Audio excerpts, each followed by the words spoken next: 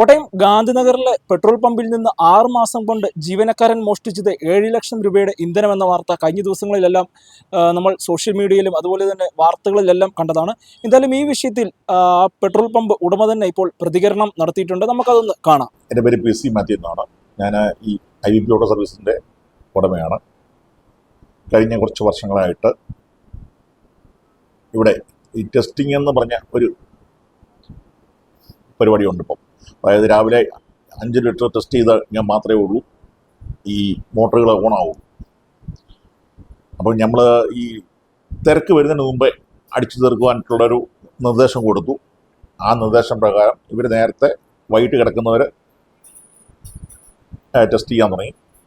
ഈ ടെസ്റ്റ് ചെയ്യുമ്പം ഇവർ പാത്രം വയ്ക്കും, അടിക്കുന്നവരെ കാണിക്കും, എന്നിട്ട് CCTVയുടെ പുറകിൽ നിന്ന് കാണത്തില്ലാത്ത ഇവർ തിരിച്ചു വയ്ക്കുന്നവരെ കാണിക്കും.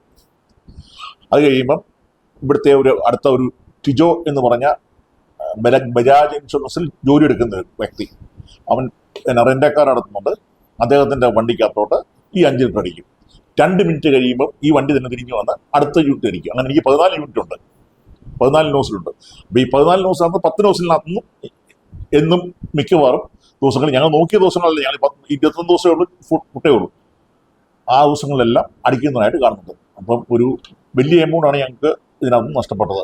ഇത് ഞാൻ ഇവിടുത്തെ പെട്രോൾ ഡീലേഴ്സ് അസോസിയേഷൻ്റെ പ്രസിഡന്റാണ്. ഞാൻ ബാക്കി ഡീലേഴ്സുമായിട്ട് എല്ലാവരുമായിട്ട് സംസാരിച്ചപ്പോൾ എല്ലാവർക്കും ഈ പ്രശ്നങ്ങൾ ഉണ്ടാകുന്നുണ്ട്. എല്ലാവരും കരുതിയിരിക്കാൻ പറഞ്ഞു, അല്ലാതെ വേറെ മാർഗമില്ല. കണ്ടുപിടിച്ചത് അതൊരു എന്തോ ഒരു ഭാഗ്യം കൊണ്ട് കണ്ടുപിടിച്ചതെന്ന് പറഞ്ഞാൽ മതി. അങ്ങനെയാണ് കണ്ടുപിടിച്ചത്.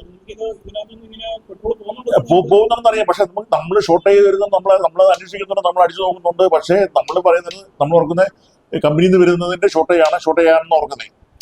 നമുക്ക് ഇത്രയും ലിറ്റർ കിടക്കുമ്പോൾ നമുക്ക് ഷോർട്ടേജ് എന്ത് മാത്രം നമുക്ക് വരുന്നുണ്ടെന്നുള്ള കാര്യം നമുക്ക് പെട്ടെന്ന് അങ്ങനെ കണ്ടുപിടിക്കാൻ പറ്റത്തില്ല. നമുക്ക് ഒരു ദിവസം 10-20 ലിറ്റർ ഷോർട്ടേജ് വന്നു കഴിഞ്ഞാൽ നമ്മൾ ഓർക്കും അത് സ്വാഭാവികമായ ഷോർട്ടേജ് ആണെന്ന് ഓർക്കും. പക്ഷെ സംഭവിച്ചത് ഇതാണ്. ഞങ്ങൾക്ക് ഒരു 4 കൊല്ലമായിട്ട് ഈ പ്രക്രിയ നടന്നുകൊണ്ടിരിക്കുവാണെന്നാണ് പോലീസ് പറയുന്നത്. പോലീസിന്റെ ഭാഗത്ത് ശക്തമായ നടപടികൾ സ്വീകരിക്കും എന്ന് തന്നെയാണ് ഞങ്ങളുടെ വിശ്വാസം. ഇത് തന്നെ നടക്കുന്നുണ്ട്.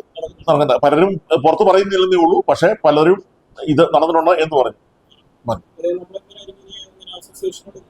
എല്ലാവരും തീരുമാനം എടുക്കും. കാരണം എന്തെങ്കിലും തീരുമാനം എടുക്കണം. കാരണം ഇത് നമുക്ക് തിരക്ക് വരുമ്പോൾ നമുക്ക് ടെസ്റ്റ് ചെയ്യണം. നമുക്ക് ഒരു 10 മിനിറ്റോളം എടുക്കും ഈ ടെസ്റ്റിംഗ് പരിപാടി. അപ്പൊ നമ്മൾ അതിനു മുമ്പ് നമ്മൾ തീർക്കാനാണ് നമ്മൾ നോക്കിയത്. പക്ഷെ അത് നമുക്ക് വിനയായി വന്നു. മുന്നോട്ട് തന്നെ പോവാണ്. പോലീസ് ശക്തമായ നടപടി എടുക്കുമെന്നാണ് ഞങ്ങളുടെ വിശ്വാസം. അല്ല, എല്ലാവരും റിമാൻഡിലാണ്.